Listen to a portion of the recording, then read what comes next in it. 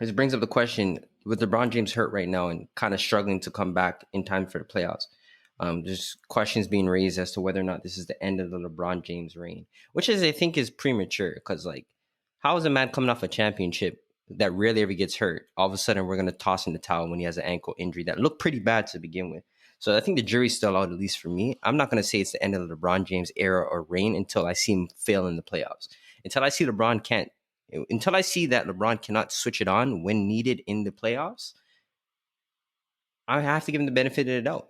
There's no way I can look at LeBron and say, "Oh, because you hurt your ankle, you're not about it, or you're not it anymore." Because he's been the guy for like past decade, if not more.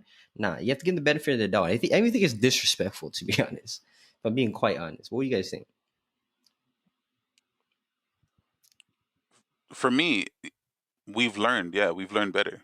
If it was ever a time to say that LeBron James' reign would have been over, was 2 years ago when he hurt the quad, not the quad, the hip or whatever he hurt, the groin, yeah. When he hurt the groin and he missed the playoffs that year, that would have been the time to be like, all right, LeBron James is done. And then what did he do? Came back the next year healthy and fucked up the league. Number 1 seeded out west, won the championship in 6 games. You know what I'm saying? So for me now, to me, anybody that says that LeBron James' reign is over, it's because you're trying to get ahead of the curtain. You're trying to be the one that said, "Oh, I seen it happen. Like I knew it was gonna happen." But realistically, we don't. It's a shot in the dark. We really don't. But if he goes and he does end up playing the Warriors, and Steph lights him up for 8 threes and 40 points and moves him over, and then he goes and he plays a team like the Spurs in the second game and loses against the Spurs, the conversation is there to be had. I think that's when the conversation is supposed to be had, because LeBron James should not be missing the playoffs. I don't business why he ended up missing the playoffs. He missed the playoffs. So, yeah. I'm gonna add a bit to that still. I'm gonna need him healthy before I'm gonna need him healthy and losing, or for him to show that he just can't stay healthy. Right? So him having a very bad ankle injury, and these things take a long time to get over. I said the same thing about Donovan Mitchell. Like, if he goes and loses to the Warriors, I won't be surprised, and I also won't say the reign is over. If he comes out the next season, looks washed, can't win as many games, doesn't look the same, then I'll be ready to say it. But him being unhealthy, I know he's not going to be 100%. We know he's not this year. He's not going to be 100% going into the playoffs. So, like, him losing, I'm not really that. If he loses to the Warriors, I'm not really that like down on him and his reign being over. Chris is right. Like, man's just trying to get ahead of it. If you keep saying that shit every year, at some point you're going to be right. It's just that simple. Every year you're going to tell Mance his reign's over, he's washed. At some point you're going to be right. And I'm just not rolling still. I like the clock hits 12 twice a day still.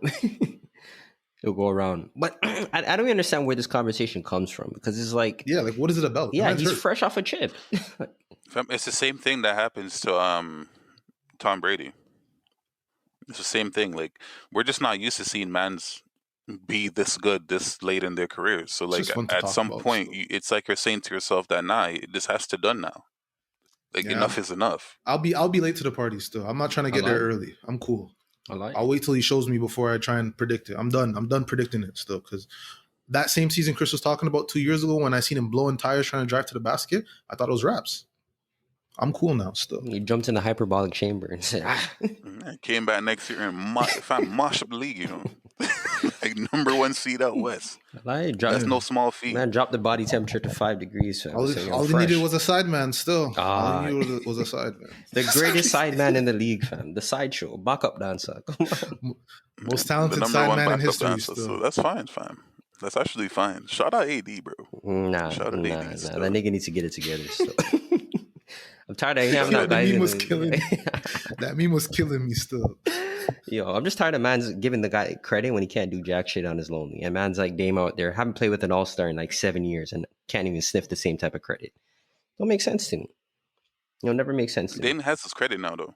Yeah, but he still deserves more credit. That guy has not played with another all-star in 6 or 7 years, ain't it? Yeah, he's definitely void of talent over there still. Fam, it's a waistline important. I don't know about waistline. It's a waistline. I know about waistline. It's a waistline. He has bare mans that can. He's had talented players come through. He's had CJ is one of the most talented mans in the league. I don't know about that. So CJ's game looks really cool. So. That's a 20-point per game score off rip. Yo, there's a lot of those in the league. Eh? There's a lot of those. 20 a night. Fam, officially doing it like him. There's a lot of those. There's actually bears. There's a lot still. Efficiently, yes. Fam, an efficient 20 Colin point per game Sexton's actually scorer. giving you that same 20 efficiency. Facts. Nah. If we're talking about points, putting the money in the basket. Colin Sexton is shit.